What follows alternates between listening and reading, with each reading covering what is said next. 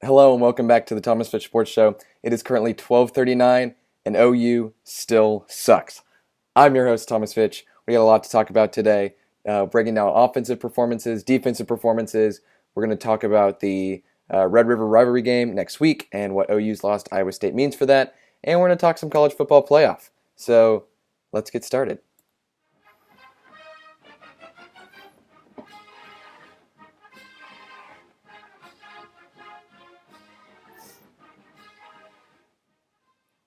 All right, so let's start off talking about Sam Ehlinger, who had an incredible game. He was 30 of 50 for passing, 380 yards, 2 touchdowns, 1 pick. He also ran 20 times for 107 yards. He had the most carries out of anybody on the team. So, first reaction comparing Shane Buechele's game to Sam's game is that Shane takes hits, Sam gives them. Sam is a bruiser. There were multiple times in the game where he was running over guys. He was giving hits. And, when you look at Buechele, who he takes a couple hits and he's injured, Sam clearly is proving to be more durable. However, if he wants to succeed, he's going to have to not take so many hits. It's fun when he's running over people, and it's one thing if you're trying to get the extra yard, but if he wants to be durable, if he wants to last, he's got to learn to slide, to avoid hits, to go out of bounds. But it was a great game. He started off the game with a pick. He was rolling left. He tried to throw, and he just underthrew it a little bit. But after that, he really had a lot of confidence to come back and have an incredible game. So that just shows the grit that he has as a true freshman. I mean, he's my age. He's literally my age, and he's throwing for 380 yards against Kansas State. So that's incredible. And so I believe that he should be starting for the rest of the year. Honestly, I don't think unless Ehlinger gets injured, I don't think Buechele steps foot on the field for Texas. The way Sam played. He was completing passes. He had some incredible passes across the middle. He can throw across the middle because he's not 5'6.5". Shane's not. He's 5'10", but he can throw across the middle and he can hit guys. And he's not standing in the pocket for 4 seconds. And instead of throwing downfield to an open man, he's checking off to a running back. He is also better in the pocket. He was, with the O-line being still very depleted, he took 0 sacks. None. No sacks. So his elusiveness in the pocket, his accuracy, and just the intangibles, the leading the team on the drive at the end of the game to tie it, to send it to overtime, and then leading us in overtime to win. This guy is 18. He's a freshman in college. So he clearly has the intangibles that make a great quarterback. So I think at this point, and I truly believe that with Sam, this is a team who could contend for the Big 12 championship. I honestly think so. That's not to say I predict that we will, but I think we can beat any team in the Big 12 right now. There's no team that scares me. And I'll talk more about OU in a little bit and how they used to scare me with their O-line, and I thought we were going to get killed, and we'll break that down a little bit, but they don't scare me. Let's move on to Chris Warren, because I was calling for him all game. The first time when we had the ball, we had about a first and goal on like the 3, and we only ran it once, or only ran Porter once, and we ended up going 4 and out and turning the ball over on the 1. And it blows my mind, and they fixed that later because the next time we were on the 1, they gave it to Porter and he ran in it. Warren has to have done something wrong in practice. I don't know what it is.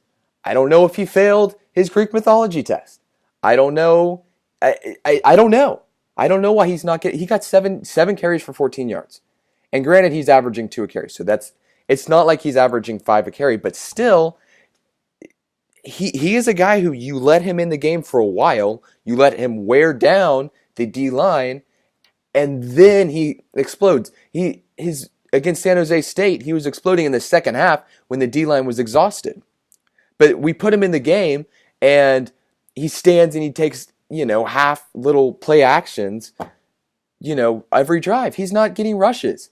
And I did like that Toniel Carter was getting more touches. He had 6 carries for 32 yards. So that was definitely, I like getting him to the game. He's fast. He's elusive. I would like to see him get some catches out of the backfield. But one thing that I don't get that we went away from, against San Jose State, we ran Chris Warren and Lil Jordan in the Wildcat package. And it worked really well. I don't get why when you're inside the 5, you don't put in Chris Warren or Lil Jordan or even Kyle Porter. Like, Kyle Porter may suck, but he can get a yard. He can get in the end zone. So I don't know why you don't have them running the Wildcat. That's a very effective package. It makes no sense to me. But let's move on to the O-line, because for the lack of depth there, the lack of talent playing, they were impressive. They were really impressive. You look at and granted, Sam was having to run around. He was having to scramble, but he didn't get sacked once. And so he didn't get sacked once, and there was one holding call. That's absolutely a victory for the offensive line. Compared to last game where we had back-to-back, I think 3 out of 4 plays, we had a holding call on the drive. So, and so that's a huge improvement. Good job by Tim Beck to get his offensive line to that point. And other than that one drive where we couldn't score inside the 5, I really like Tim Beck's play call. I still think he needs to work on inside the 5 play calling, but I thought the way, especially in the routes he had the receivers running, I thought it gave Ellinger a lot of fairly easy targets to throw to get him some confidence so that he could go downfield and gain that confidence, especially after he threw that early pick. And even with the slants, I believe on the game-tying drive that we had at the end, nearly all of the plays were slants. And it really confuses me why a lot of teams don't do that, because it is such a hard play to defend against. Because when you're playing deep, because you're expecting the team to run deep, and your corners are playing, say, a cover 3, they're guarding against the deep ball. When you cut in, they can't guard you because they're playing too deep to come up and get you. And I thought that was a poor adjustment by Kansas State. When you're running the slants, you got to go to switch to some cover 2 and push them inside. But even when you're doing that, it's a hard play to defend against. And not only are we doing the slants, but we're working in screens where you have 2 wide receivers lined up. One goes and catches the ball, and one goes, and you can't block while the ball is in midair, but you can kind of reroute the blockers, and then the second that the guy catches the ball, you block him and it leads to a hole. And we saw that in I believe the first overtime. It might have been the second, when Colin Johnson caught a slant and he almost had a hole. There was nobody there to get him. He barely got dragged down by the foot. But I really like that play call. I thought it was much improved. At the last 2 games, I've really been disappointed with Tim Beck, but I thought he really stepped up his game. Let's move to the defense, because it was not a good defensive performance, giving up 34 points to a Kansas team that isn't the best offensively and is fairly one-dimensional. So I thought the two people or 2 groups that did bad were the O-line. I mean, sorry, not the O-line. The D-line and the pass coverage, or DBs. So the D-line, while they did have 3 sacks, I felt like for the most part that was the majority of the pressure that we got to the quarterback. And I do want to apologize. Last week I said that the D-line did not do good and didn't do a good job of pressuring. When I went back and I watched the game, you can see that the D-line, while they only had 1 sack, they did a good job of pressuring Park, even without sacking him. But this game, there was 3 sacks, but other than that, I felt like the defensive line did a poor job of getting to the quarterback, did a poor job of stopping the run, especially when Jesse Ertz went down and they went to Delton. He ended up 12 carries for 79 yards. And the frustrating thing about him, so he only had 5 passing attempts. Bill Snyder did not want to throw the ball. They didn't trust him. He's a backup quarterback. He was literally one-dimensional. He couldn't throw the ball. His throws were awful. He had wide open men that he missed. But he was waiting 2 seconds and then running up the middle every time. And so I don't get why you don't stack the box or why the D-line can't do a better job of getting in there and pressuring the quarterback. And that's going to have to be fixed going into OU because OU is one of the best offensive lines in the nation. And if you want to stop Baker Mayfield, who is an incredible talent, even with the loss to Iowa State, I don't think it was as much of his fault. And I think it's more the defense's fault. We'll talk about that later. But I definitely think that you gotta get to him. Because at this point, I don't know if we'll be able to touch Mayfield in the game. And if you can't get to him, and if he has all time in the pocket to let the receivers downfield get open, we're going to get killed. And breaking news, I just want to check on this. Anyways, College Game Day will not be in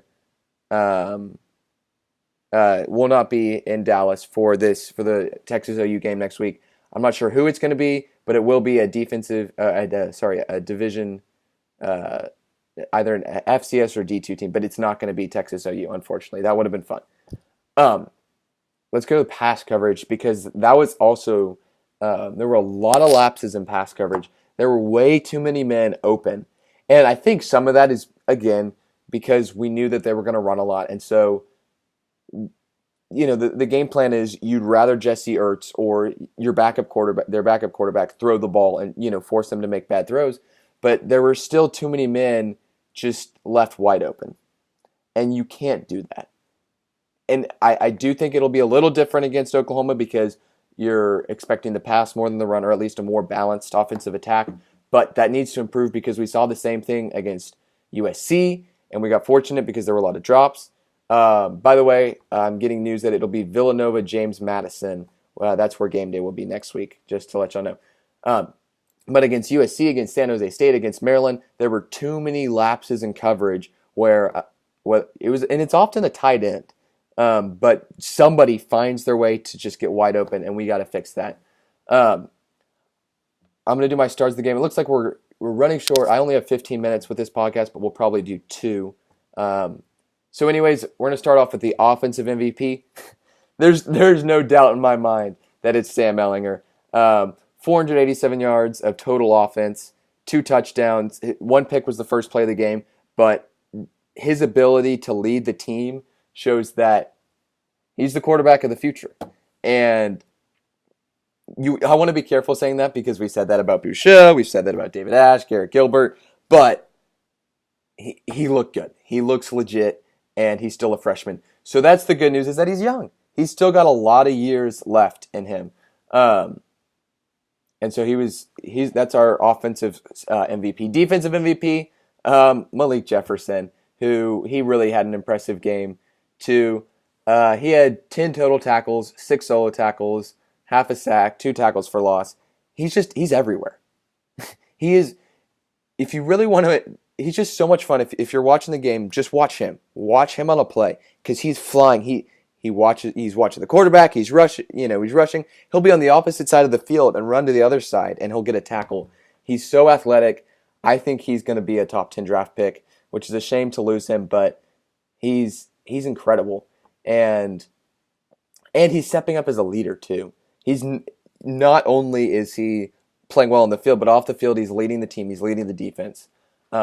Biggest surprise, good surprise. Malcolm Roach. I felt like we haven't heard his name much this year, but he had 6 total tackles, 2 solo, and he had a big sack towards the end of the game. I believe he was on a 3rd down or something, and that was big. And so it's good to see that because he had a good year last year. It's good to see him getting back involved. The other surprise was Reggie Hemphill-Maps, who he got in the doghouse, I believe, after Maryland. I believe so. But since then, he's kind of been working his way up, getting more trust from the Texas coaches. He's back returning kicks or returning punts. But he led our team in receptions, 12 receptions, 121 yards. And what impresses me about him is he's so elusive in the open field. He's hard to tackle. He's a big body. And so, I think, we got to utilize him. Colin Johnson was our second receiver. But with Hemphill-Maps, with Colin Johnson, with Lil Jordan Humphrey, you got these 3 big bodies in the backfield who are really hard to tackle. All right, so we're running out of time. for this first podcast, but we're about to start part 2. All right, here we go. We're back with part 2 of the Thomas Fitch Sports Show. I'm still Thomas Fitch, and I'm still hosting the show. We're wrapping up our stars of the game. Now, this isn't exactly the stars of the game. These are actually the biggest disappointments. Chris Warren, 7 carries, 14 yards. And granted, a lot of that's he's not getting a lot of touches, and it's hard when you're running behind a tough line. I think one reason that Toniel Carter had a much better game was because we're running him outside.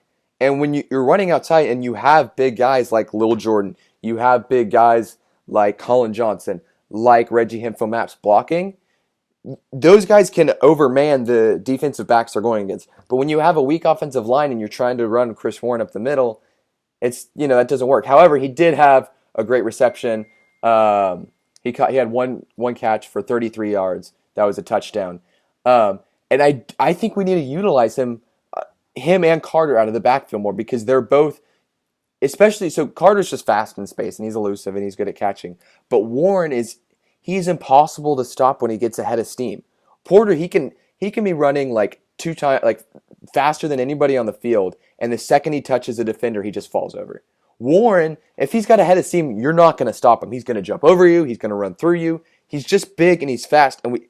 And while the offensive line, until we can get healthy on the offensive line, we got to spread him out, run him with some screens, get him running wheel routes, like we did in that one play for the touchdown, because he's so athletic that you get him in the open field and he's so dangerous to stop. The other disappointment was Poona Ford. He only had 1 tackle, and I'm singling out Poona Ford just because he is a good player and we expect more of him because he's so good. But 1 tackle, that's all. And I think that kind of represents the D-line in general. They struggled. They struggled to get pressure. They struggled to stop the backup quarterback when he came in. So that's going to have to be fixed before Oklahoma. Overall, though, we have an overall MVP. This is not even, there's no discussion here. It's Michael Dixon, the punter. He had 3 punts for 160 yards, averaging about 53 yards per punt, only 53 yards. And his first punt, I remember his first punt, it looked really bad. It sounded bad. It still went about 45 yards. That's, for a college punt, that's good. Like, even in the pros, they're like, oh, that's a decent punt. And that was a bad punt for him. And then the next punt, he goes and he boots 67 yards. He absolutely flipped the field. And he's just so much fun to watch. Like, it's not often where you get to watch the punter and you're like, oh, this is fun. Normally like, oh, he punts it, whatever. But he kicks it so far. It's impressive. I think this guy could get drafted. Like, punters don't often get drafted. He might get drafted in like the 5th or 6th round because he's going to be playing on Sundays for a while. Anyways, that basically concludes my coverage on Kansas State. The only other thing, this was probably the worst performance I've seen from a Kansas State team. And what I mean by that is their lack of discipline. Kansas State, they're known for their discipline. They don't turn it over. They don't turn over. They don't have penalties. But they 1 interception, so that's not bad. You expect to have that stuff. But they also, what killed them was their penalties. And let me see if I can get penalty yards. I'm not finding it right now. But here, they had in overtime, they had back-to-back holding calls. And I was talking to some of my friends, and we were going, he's going to have a heart attack before he gets back on the plane. Because the way that his team works and has good seasons year after year after year, they don't get 4-star or 5-star talent. They get 2 and 3 stars and walk-ons, and he makes them disciplined. He makes them where they don't have holding calls. They don't have false starts. They don't have dumb turnovers. And so what happens when you have these holding calls and you have these turnovers is suddenly your lack of talent becomes obvious. And that's part of the reason why we win this game is because they just did not have they didn't have discipline. Anyways, let's go into our OU game preview because I think this is going to be a really good game. This is going to be one. This is going to be one for the ages. So, and here's why. Here's why. OU has a good O-line, like I said before, a great quarterback in Baker Mayfield, a Heisman talent, but they have a really bad defense. And you know, when Baylor put up 41 points on them the other week, my first thought was how does 0-4, I believe they were 0-4 at that time, or 0-3, how do they put up 41 points and almost beat Oklahoma? And then Iowa State, who Texas held to 7 points when Iowa State was home, then Iowa State goes on the road and puts up, I believe, 38 points against Oklahoma. So clearly Oklahoma's defense is struggling. And they lost a lot of players to the draft. They're young. So Texas is going to have to take advantage of that. It could be a shootout, but hopefully the defense will improve and improve from the poor performance against Kansas State. And again, it wasn't a terrible performance. You know, the 34 points, 7 of those were in overtime. So 27 points in regulation isn't terrible, but it's against a Kansas State team that doesn't have a great offense. So if Sam can play the same way that he did against Kansas State, I think we have a good chance to win or at least be in a close game with Oklahoma. Plus, it's a rivalry game. You know, you kind of throw stats out the window. It's whoever wants it more. And I do believe that Herman has gotten his players to fully buy in on the program. They've bought in 100%. And so when you have players that have bought in on the program and have bought in on their coach and have bought in on their leaders, you know, then you get a team who can believe in themselves and who can go out and fight and give it everything they have and win a rivalry game. That's how you win them. So it should be a really good game, a really close game. I said that this Kansas State game was going to be close, and it was. So that should do it about for the OU game preview. I don't know when I'll be able to do the recap of that because I'll be going to ACL next weekend, but I'll let y'all know. I'll keep y'all posted. Anyways, let's talk college football playoff real quick before we get out of here. I'll go through my top 4 and then kind of break it down. Coming at number 1 is Bama. You know, that's not hard to argue. 2, Clemson. 3, Georgia. 4, Washington. And I think Bama and Clemson were easy to pick. And I think you can go back and forth on Bama and Clemson and who's better. Clemson's beaten more people. But I think at this point, Bama's been blowing teams out, and there's no reason to switch up what's been there. You know, and 1 and 2 doesn't matter that much. They're both making the playoffs, and they're both playing different teams. What is tough for me to decide was 3, 4, and 5 because it's between Georgia, Washington, and Penn State. And you can kind of throw TCU in the mix there, but I don't think they're as elite as those 3 teams. And when I'm trying to decide between teams where I think they're close, they're all national championship capable teams, I like to look at who has the easiest route and who do I think is going to likely win out the rest of their games.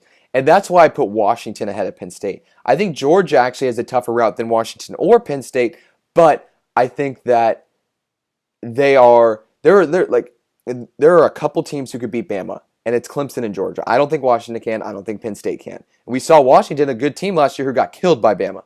So I think Clemson and Georgia are the only 2 teams who can actually keep up with them. So between Washington and Penn State, the only ranked teams Washington has left to play are they have to play Washington State at home, and they play Utah, although Utah lost, so they're going to be out of the top 25. So the only top 25 team left on their schedule is Washington State, which they have at home, and then they'd have to play in the Pac-12 championship, probably against the USC team who will be a top 15-ish team with 1 or 2 losses. So the hard thing for them is they didn't play anybody in the pre-conference schedule, so that doesn't look good. But if they go undefeated and they beat Washington State, they need Washington State to be ranked when they play them, and then they beat a team like USC in the Pac-12 championship game. If they're undefeated, they're going to make the playoffs. Penn State still has Michigan, and although they lost, Michigan's still a good team. They're just young. They have Ohio State, who's a good team, and they're going to have to win the Big Ten championship to get in, so they're going to have to beat probably Wisconsin, who is a really tough matchup, very good defensive team in the Big Ten championship. So that is why I have Washington over Penn State. And as far as Georgia, Georgia has, I believe they still have Auburn left and I think Florida. Those are the two ranked teams I believe that they have left. But then they're also going to have to play Alabama in the SEC championship game. So that'll be interesting to look at. If Bama and Georgia both come in undefeated to the SEC championship game, who gets in? Does Bama get in? Or like, does the loser get in at one loss? You lose in the championship game. That's just something we're going to have to find out. And again, I'm a big fan of the 18 playoff where you don't have to have this discussion because with Washington, Georgia, Washington, and Penn State, all these teams are elite. When you start talking about your TCU teams, your I guess USC has been kicked out, but those teams, I think USC will make it into, will end up probably with one loss. But you look at your 5 or your 6, 7, 8 teams, there's less debate over could they win a national championship. And so I think 8 is a perfect number where if you're getting left out as the 9 seed, you're like, there's a lot less chance of you winning than getting left out as a 5 seed. So that's my little thing there. That's going to do it for us today. Thanks so much for watching, tuning in, whether you're watching this live, watching on YouTube, or checking out the podcast, which is kind of on iTunes. If you're confused on how to find it on iTunes, just let me know and I'll try to help you find that. But thanks so much for listening. We'll be back at some point next week. But thanks again. Hook 'em horns. It's 106 and OU sucks.